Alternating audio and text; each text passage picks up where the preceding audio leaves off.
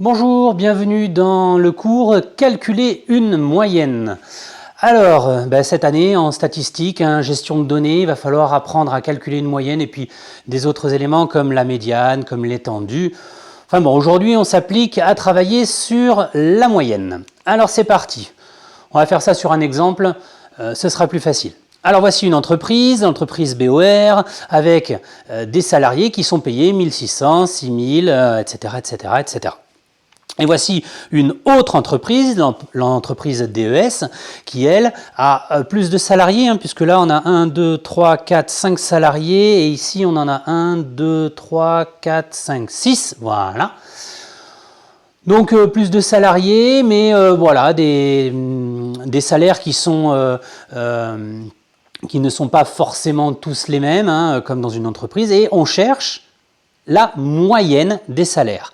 C'est-à-dire, que ça veut dire la moyenne? Ça veut dire que si tout était mis dans un espèce de gros pot commun et que tout le monde touchait la même chose, c'est-à-dire qu'il n'y avait pas d'inégalité, on prend toute la somme, que ce soit le numéro 1 ici, le numéro 2, le numéro 3, 4 et 5, on met tout leur argent dans un pot commun et on le sépare de manière équitable à tout le monde. Et bien qu'est-ce qui se passerait? Et bien on ferait ce calcul-là, c'est-à-dire on additionnerait tout l'argent qui est distribué et on le partagerait entre les 5 salariés, c'est-à-dire 13 300 divisé par 5. Donc en moyenne, si c'était équitable pour tout le monde, chacun des employés toucherait 2660 €. Et dans la deuxième entreprise, on ferait pareil, on additionnerait tous les salaires, mais alors attention, là on ne le partagerait pas en 5, puisqu'on a vu tout à l'heure qu'il y avait un salarié de plus, et donc on serait sur un environ, puisque ça ne tomberait pas, mais on fait un petit arrondi, 2333,33 € en moyenne, si c'était équitable. Et bien voilà, ça c'est ce qu'on appelle la moyenne. On prend toutes les valeurs, on les additionne et on répartit parmi toutes les personnes de manière équitable. Donc on divise par le nombre de personnes. Alors ça nous donne quoi en formule? Ça nous donne la formule suivante, c'est-à-dire la somme de toutes les valeurs divisé par le nombre de valeurs. Attention, cette moyenne, des fois, elle est un peu plus compliquée à calculer. Il y a deux cas en particulier où c'est un petit peu plus complexe. Par exemple, on n'a pas envie de donner le même poids à toutes les valeurs. Un exemple, quand on a des notes, on distribue des notes, j'ai eu au premier contrôle 12, au deuxième contrôle 13, au troisième contrôle 15.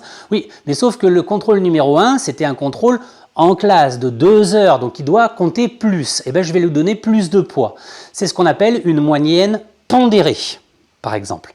Et donc on va mettre des coefficients sur des valeurs. Ça peut être un peu plus complexe.